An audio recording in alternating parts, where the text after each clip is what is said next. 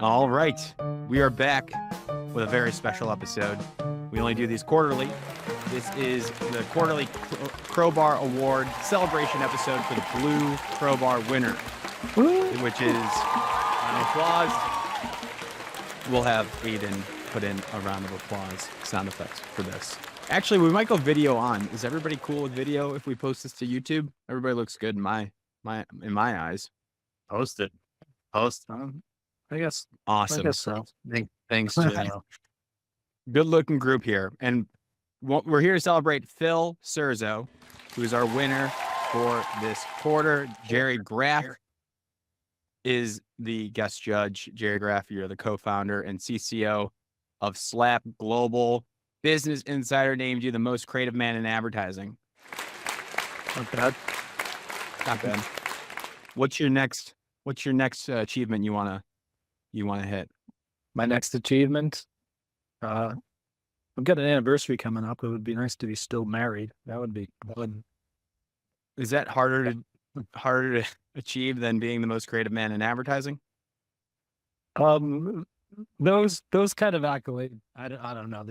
I don't know how you get those. It's just a popularity contest, and I must have done some piece of work at the time, and people have just chucked my name out, and trying to identify people who will someday vote for these things and being nice to them. That works too. Staying married is a lot trickier. But gotcha. Well, we're here to talk about Phil's work, the winning campaign Best in Show.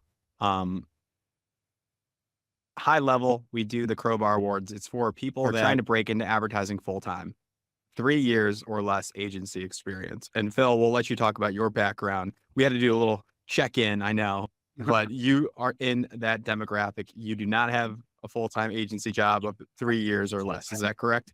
That's correct. Okay. Just want to make sure we're still qualified here. I know it's on the record now. It's on the record. On the record. And it's a new creative challenge, new creative brief, new guest judge. The guest judge looks through all the submissions and picks and ranks out the top 4. Blue being best in show, gold, silver, bronze. So you will get a Blue Crowbar mailed to you, Phil, that Cooper should have. Did you get that? I got him. I got him. Good. Yeah. I'm going to hang in my apartment in New York. There's a ton of room on the wall. You should break into an agency with it physically. Yeah. If people are in office still, I get it now. Yeah. It's good. It's a good right. metaphor. I like it. Is it like a real crowbar? Yeah. Yeah. All right. Yeah. That's cool. They're heavy. Yeah. So now I'll hand it over to Cooper and Gerry. Cooper, you want to tell us about the brief and how the process worked with Gerry this time around? I forget, it was a couple months ago, but what was the brand? What were we asking people to solve here? Yeah. So for our first quarter's brief this year, we chose to go with Athletic Brewing, which is a super interesting brand. If you haven't heard of it, they're making beer that actually tastes like beer and is good, but doesn't have any alcohol in it. And for as long as I knew what advertising was, when I first learned about it in school, it was on a low ABV gin product. I won't name the product, but it was pretty terrible. Didn't taste like gin. Didn't seem anything like it.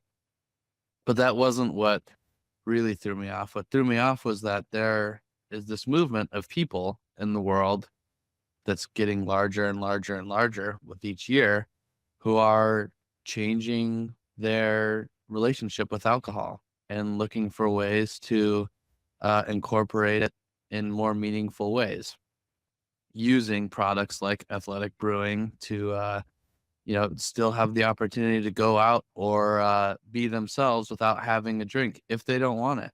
And the concept of it not being about, abstinence or kicking booze out of your life, but just being more mindful about it and finding new ways to bring, half sobriety into your life in different ways or what works best for you, I always thought was super interesting. So we built the brief.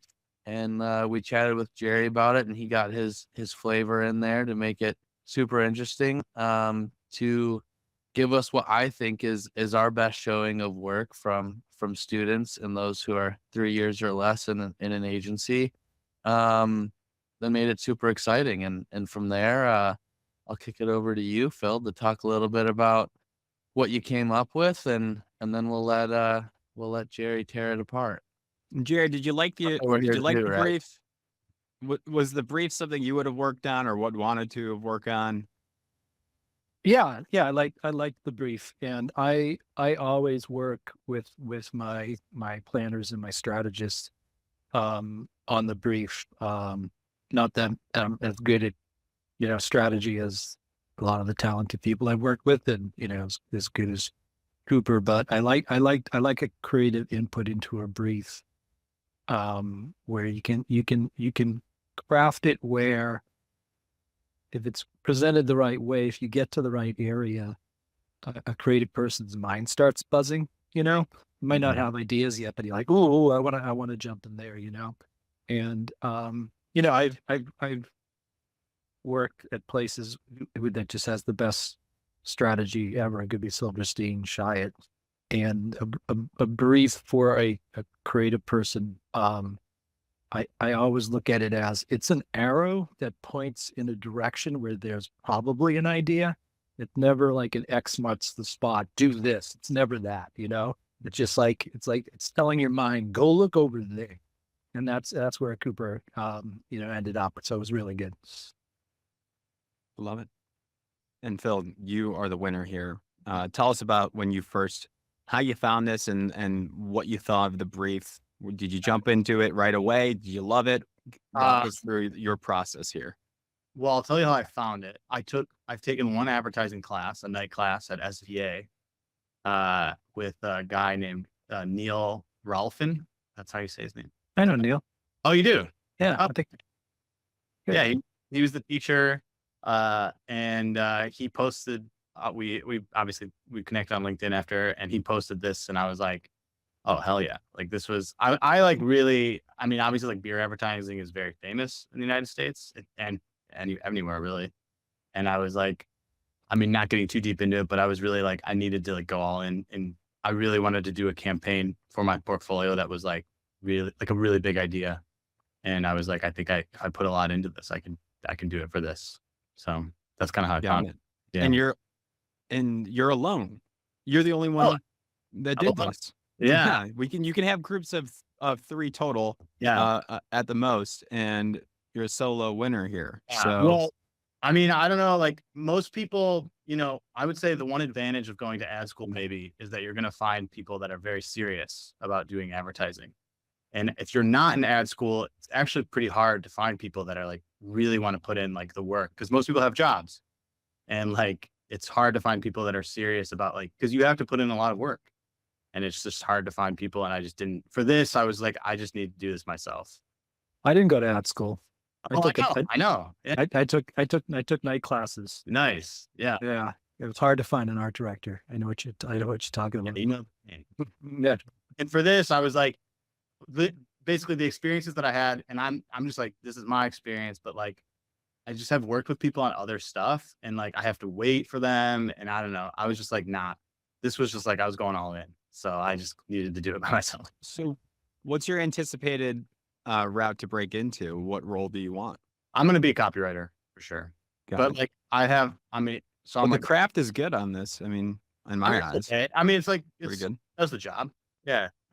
I think, I'm an editor. So like, I know how to use, I've been an editor prior to this, and I know how to use like Adobe products. So that's enough. Yeah. It was presentable. It was presentable. Yeah. But yeah, so when I saw the brief, I loved it. I drink athletic sometimes. I mean, I also drink beer, but I drink athletic sometimes. And so it was just like a perfect, kind of like, I was like, this is the one, I just needed to go all in. Got it. So your process then after that, you see the brief, you love it. Then how'd you tackle it? What was going in your mind? You wanted to do this solo. What were the next steps for your campaign that you created? And then what was the campaign? Yeah. Well, so, my process was basically from like mid-April till middle of May.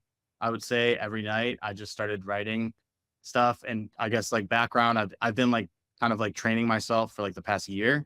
And I kind of felt like I was finally getting to a point where I could do something good. And so I have like the methods and stuff that I've come up with by myself with some mentors that I've reached out to in the industry that have helped me come up with stuff like just like techniques and stuff, I guess you could call them. Yeah, I mean, the campaign I landed on is this line. It's all summed up in this line, the beer that saved beer. And the way I got there was the two things that I really focused on with the brief was the desired behavior, which I think was something along, change the perception of athletic for being only for people, not for being for only people practicing sobriety to people unlocking a newer version of themselves. And I felt like that's the thing. I feel like with this, I was like, I needed to hone in. And that was like the thing. I was like, this is not just the beer for sober people. And so I think from there, that was like, when I was like searching and doing research, that's what I was like, the idea that I come up with has to focus on that. And the beer that saves beer was like the idea of like, I want this beer to be cool for people still that drink beer, you know? So that's kind of that's what I was really focusing on, I guess. Got it. Did you test it with friends? Did you, Yeah. you get some of that research done? No, yeah, for sure. I obviously hang out with people that drink beer, and it's funny. I think like when you come up with a good campaign line and you start saying it to people, it's kind of like trying to tell a story to people where like, they're like, oh, and you can just see it in their face when it kind of like makes sense to them. And they don't even have to be in advertising really. Like you can tell if people connect with it on an emotional level. And when I came up with that line, like the beer that saved beer, it made me laugh a little bit. And it was also like, I think at least at the point that I'm at in my training, like when you come up with an idea, it's like, oh, it's just like so many other ideas start coming from that, you know? And I was like, the beer that saved beer. What ended up happening is that like a bunch of the lines that are even in my deck that I wrote were from other campaigns, but I was just like, oh, I can fit this in the beer that saved beer, you know? And it was just a big idea. I felt like that I could fit so many things into, and that people were like, oh, that's funny. That makes sense. The beer that saved. So we will have, by the time this is launched, the final deck will be on our website so people can look at it live. But high level, you started off with a stunt. Do you want to talk about the stunt and then some of the out of home, just kind of high level, those touch points? You don't have to read every headline, maybe a couple of your favorite ones, and then the final stunt as well. Well, I was nervous when I submitted, to be honest, because I was like, you know, I don't know, I kind of guess went off brief a little bit because you guys said do traditional and digital, but I don't know. I was like, I don't know what that really means. I don't know. I was like, you could make my first stunt. So my first stunt was basically to make a non-alcoholic beer country album, and Luke Bryan would be the guy who writes it. And like, I don't know, I just like that. I mean, it took a while to get to that. Like at first I was like, I want to do something with a country star because beer's big in country.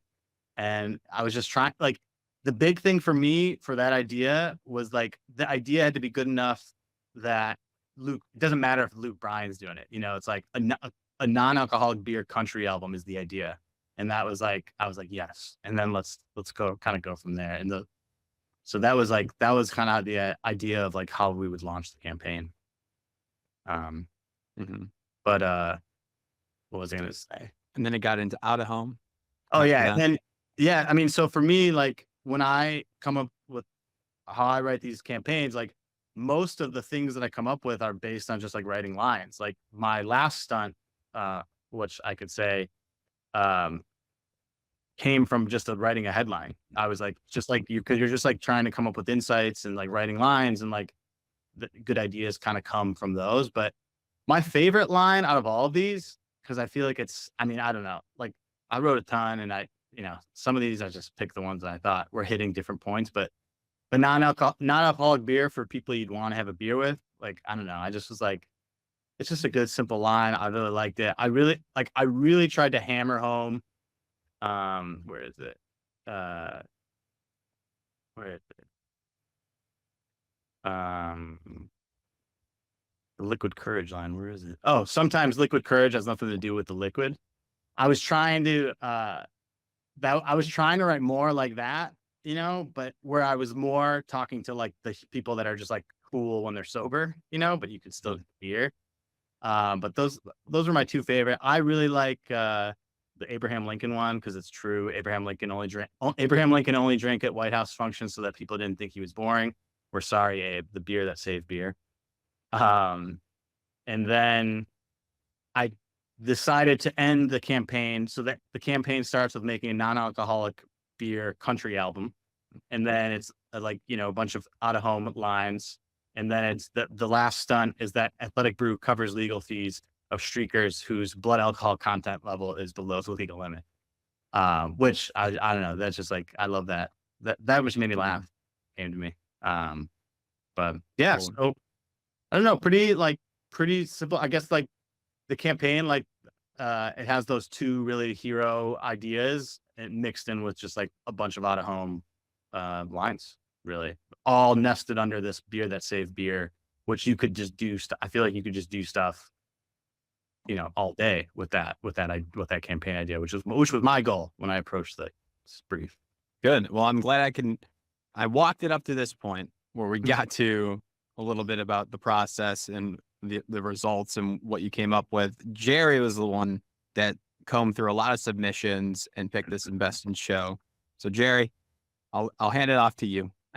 Pick apart this campaign, do whatever you want to do here, but any feedback would be interesting because we're all learning. Everybody's learning from your feedback, not just Phil, all of our listeners, and Cooper and myself too.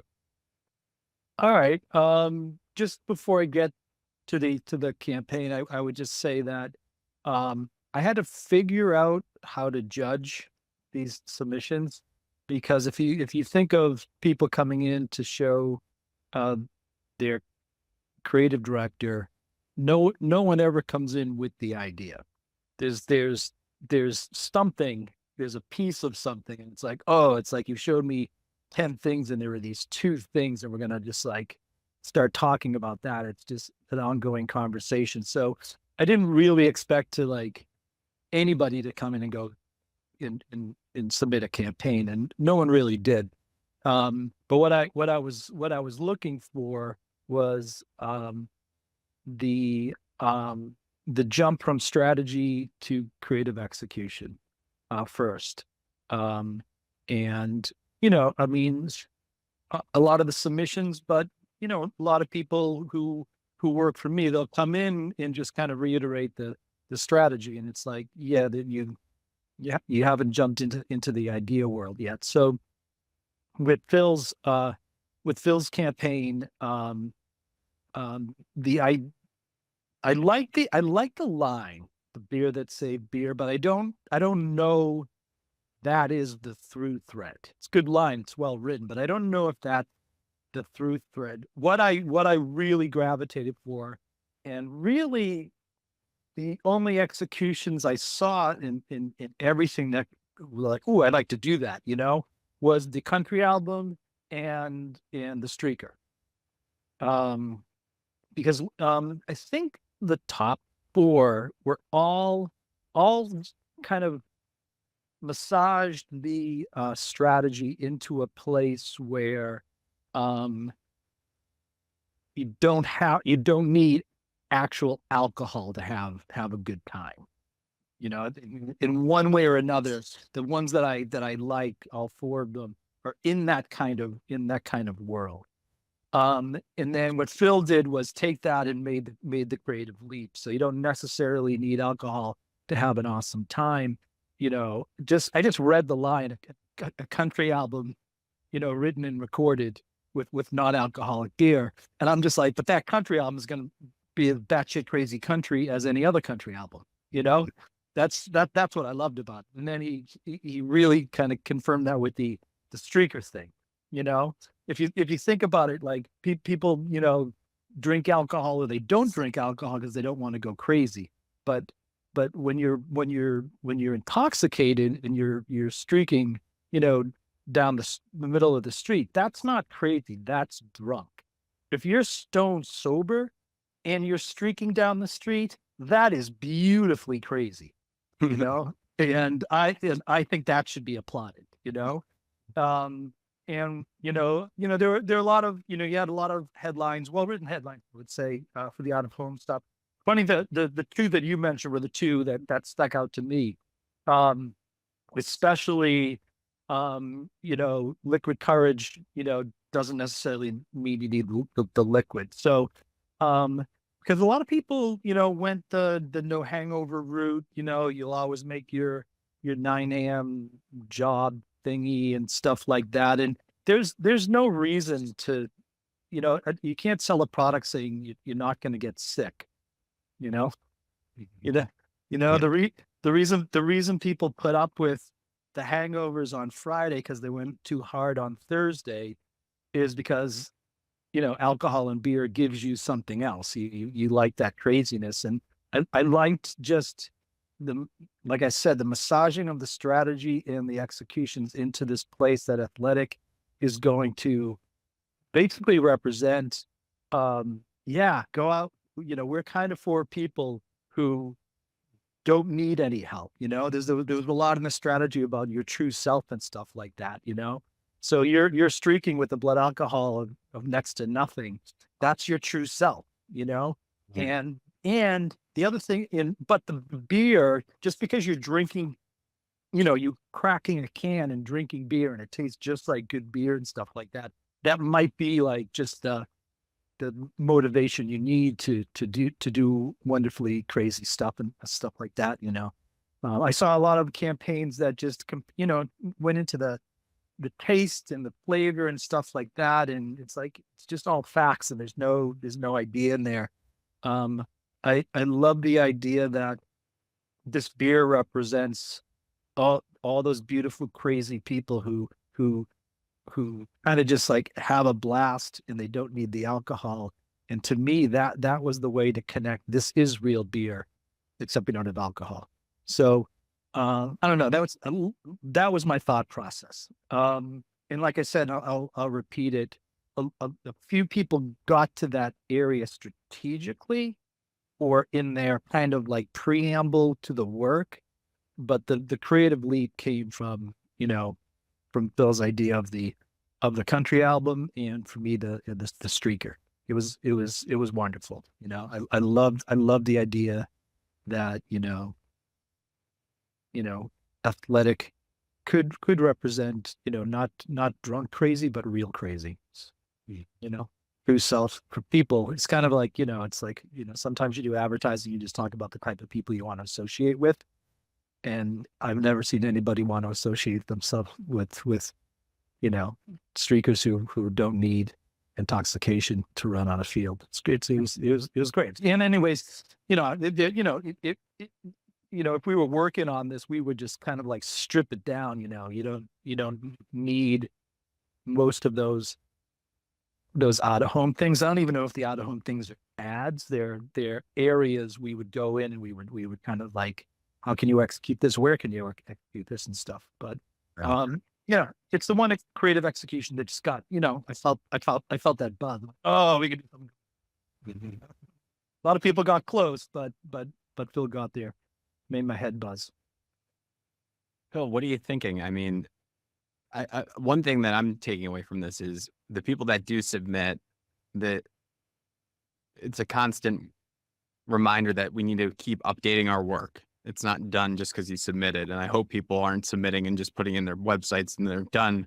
So what are your next steps? I think, like, what questions do you have? What are you thinking? How you can improve this? Well, I mean, I just think there's more. I think that there's just like more idea. I mean, there was like tons of ideas that I had, like about beer league, and there was ideas about like how you get a little more drunk at like the airport, supposedly, at altitude. Like, I mean, there was tons of other execution ideas, and it's good to hear like that. That's kind of where I was drifting, and these were the ones that I just thought like made the most sense quickly, How can we, if you wanted to pursue that out of home route, like Gerry, Phil, like, how can we better some of those out of home options if we wanted to land those? What would be the next steps to make a more cohesive campaign?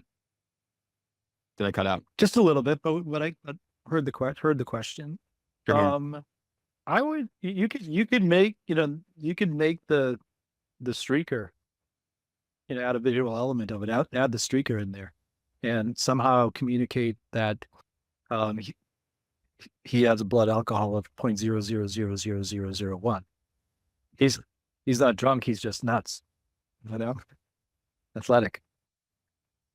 And there's a lot of stuff there, visually that you can have fun with, Yeah. Yeah, it's interesting to hear,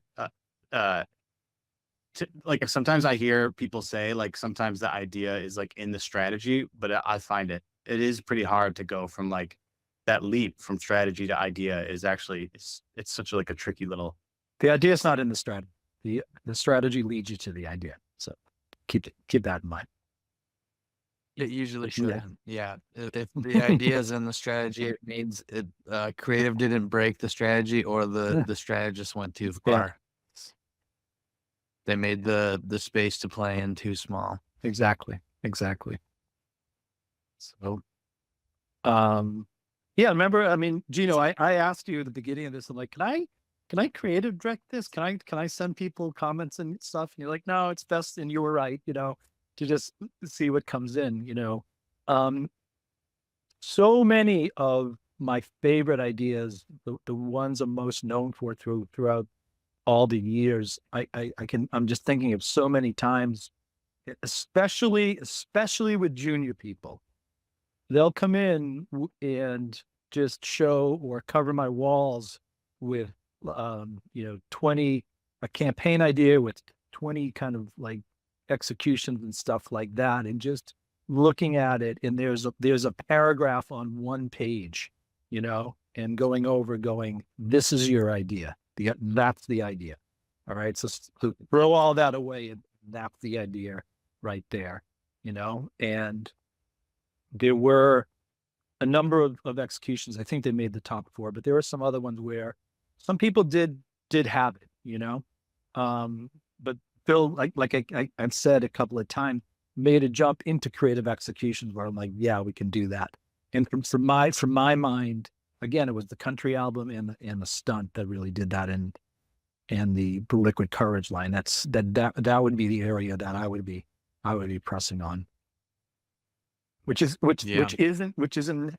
That's why I said that it's a well-written line, the beer that saved beer, but that's not necessarily where the excitement part in your executions came from. Right. Do you think it's important, I guess, when you're building, I don't know, I guess it doesn't, when you have to have, like, it doesn't matter to have that that thread. Do you see that thread though still? The thread that holds it all together of the beer that saved beer? Like how important is that in a portfolio where you see like, oh, there's the setup, like there's the line, and then here's how he just like blows it out kind of. Yeah. I mean, a lot of ideas just have a natural thread. Right. I look at taglines, as kind of like a period at the end of the statement. It finishes the thought. It's not the thought. Right. My favorite tagline I've ever written was for Red Stripe Beer. It was "Hooray Beer," and the whole campaign was these guys down in Jamaica. They knew they were making crappy beer, but they were just happy that they made beer. And then so we just ended it, "Hooray Beer." So like I said, the tagline can be the thread, or the idea can just be the thread. Yeah. And I think I think I saw a slightly different idea in your executions, or a different way to phrase it, put it that way, So this campaign really won based on, the jump into creative executions that got me excited. They're not necessarily the country album and the streaker aren't necessarily the beer that saved beer. Right. It's not completely off. Sure. Yeah, definitely.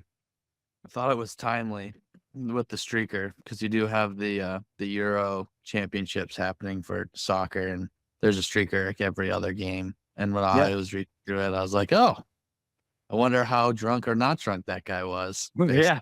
Yeah. In the work. Yeah. Yeah. It's funny how, like I said, those ideas came just from writing lines, it wasn't like sitting there. They just kind of came and Yeah. I think I write a line about a streaker first. I have to look.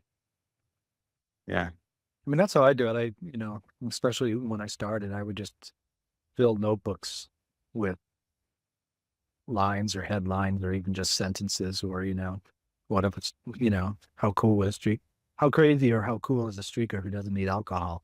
And then I'm like, oh, what else don't need, what else can you do that is just as cool, but don't need alcohol, Right. You Right. know, some badass country album, Yeah.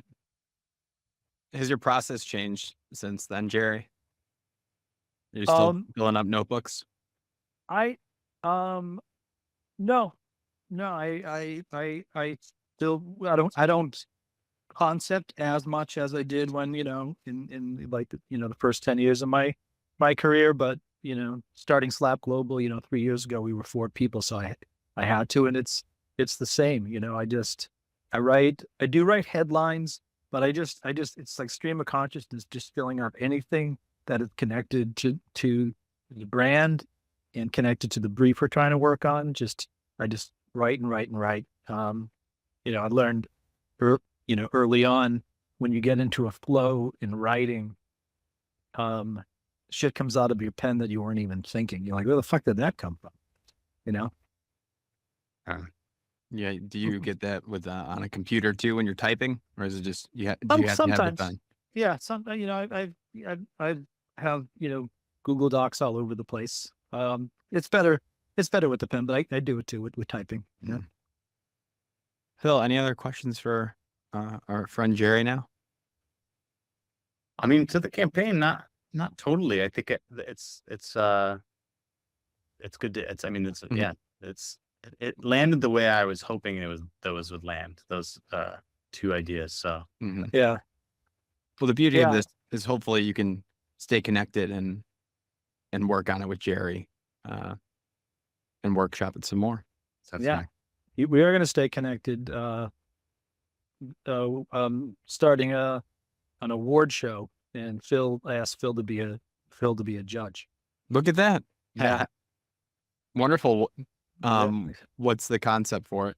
The concept is, when I was just starting out, I remembered seeing the little penny Nike ads, and they were insane and they were awesome. And I remember going to work at BBDO and talking to my boss, the executive creative director. I'm like, did you see the little penny stuff? He's like, yeah, what the hell was that? He's like, what is Nike selling puppets now? And he just didn't get it whatsoever, and he was one of the judges in all the award shows and stuff. So I started thinking about award shows and who judges them. I judge them, it's the same kind of crew and one show, D&AD and stuff like that. And very talented people who have a track record of making good work. And that's great and everything. But I wanted an award show with just kind of the fresh, younger look, younger eyes, and what gets them excited.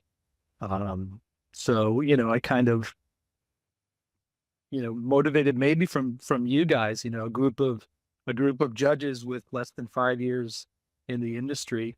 I'm not saying the work that they're going to choose is better than what is winning a can, but I know it's going to be different. I just wanted a different perspective. I'm acting more as a curator. I said that I'm not going to judge because I don't care what I think.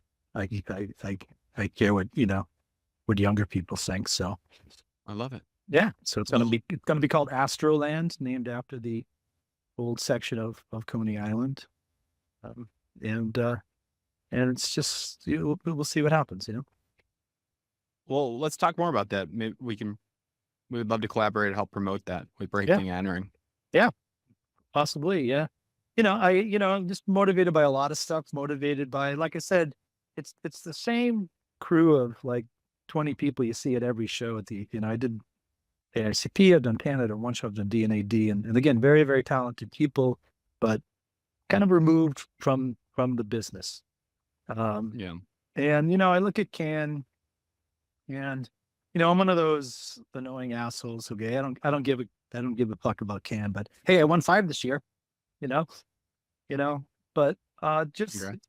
if Can is the Oscars, I wanted to know what Sundance was, I wanted to know what a different perspective was, not a better perspective, a different perspective.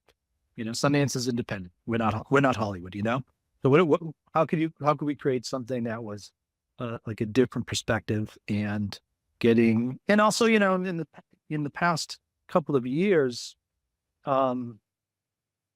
every person who's grown up in the past, I don't know, 20 years, they have every creative tool you need to create. You know what I mean? Phil didn't need to go find an art director, right? He could take an Adobe tutorial and figure out how to do it. So I think there's just a new generation of creative thinkers who just don't think like everybody else, and then there are just, platform after platform, TikTok's what, 4 years old, maybe 5 years old, there's just all these new playgrounds where people are creating. And I think the brains of this new generation of creative thinkers are different than, all of us who, we've all moved on from traditional stuff, but it's just, we all think a similar way. So it's nice to get a young perspective. And you asked Phil to be on this inaugural jury. I've been thinking about this for about 5 years. And then, you asked me to do this. I love, regardless of the award show, I love spending time with young creators. They're just like idea machines. They're just throwing stuff out. They don't know what the hell's going on. It's just, what about this? What about this? What about a country album? What about it? What about an Abe Lincoln? No, that sucks. Don't do that. Okay. What about a streaker? Yeah, do that. I love being around. So, I when I volunteered to do this with you guys, and it's been fantastic. I'm like, oh, the winner I'm gonna ask to be on this jury. Everybody else does have jobs in other places and stuff like that, except for Phil. I might be the first. I got on a jury before I got a job. Yeah, so that's pretty. I mean, it's not No. like bar right there. There you go. Put it on LinkedIn. Wonderful. Well, I'm glad that connection was made. Yeah. And Phil, did you have any other questions about, I mean, it seems like you guys will be communicating, but for Gerry in general, networking or breaking into advertising, creative questions that you want to ask? This is your time now. Man. I mean, I listened. It's funny because before this, I listened to Gerry's interview, which I recommend anybody listen to with Dave Dye. It's a really, and you talk a lot about how you broke in, and I guess I'm doing it similarly. I guess, I don't really, I guess I have really been really focused about reaching out because I'm not going to ad school, obviously. So I've been really focused on just finding people, creatives in the industry whose work I really respect. And then it's just been a constant process, I'm really excited to show people. I haven't showed anyone this work besides you guys. So I'll definitely be sending this work out on my portfolio. But that's that's like all I do is just like reach out to people whose work I like, try to do work, just keep doing work, I don't know. Yeah. So, it needs a little more craft, tighten it up. I think basically like where you ended up that I liked was the kick-ass version of Here's to the Crazy Ones. Yeah. Instead of Martha Graham, it's the streaker. I never really. Yeah. Funny way to think about it. I'll have to maybe look at that. I love it. But yeah. Well, Phil, congrats. Blue Crowbar's coming your way soon. I'm pumped. Thank you for submitting the great work. Gerry, thank you for judging this quarter. Cooper, thank you for writing the brief and managing this and being our Crowbar lead here. Great work to all of us, and congrats again to Phil. Yeah, guys. Thank you guys. You guys, for anybody, looking out there, this is a really good one. I've looked at other like competitions, and you guys have it's very clear. Like, it's a good briefs. It's great. Thank you. Yeah. Thank you. Do you think the 3 months is a good amount of time? Yeah, I I've mean, seen, I've seen like 1 month programs, 1 week ones, I mean, it's year long ones. It's like a curse almost, because like it's almost so long, like I'm never going to get a month and a half probably when I get a job to work on, an idea. But I don't know. It's good. Yeah. It's, if you guys, I don't know. Yeah. 3 months. Sure. Hopefully you use that full 3 months to come up, because I tell you, I use that full 3 months. So That's good to hear. That's a good reminder. 3 months was good. Maybe 2, but 3 was good. Yeah. Like that. So I just want to say, Cooper, thanks for the great strategy. Yeah. Gino, thank you very much for asking me to do this. I had a wonderful, wonderful time. And Phil, congratulations, and we'll be talking soon about Astroland. Yeah, definitely. And I'm excited to see the other people too. That'll be fun to see the other place. All the other candidates. Yep. Yeah. Wonderful. All right. Thanks all. Take care. All right. Thanks, guys. Thank you.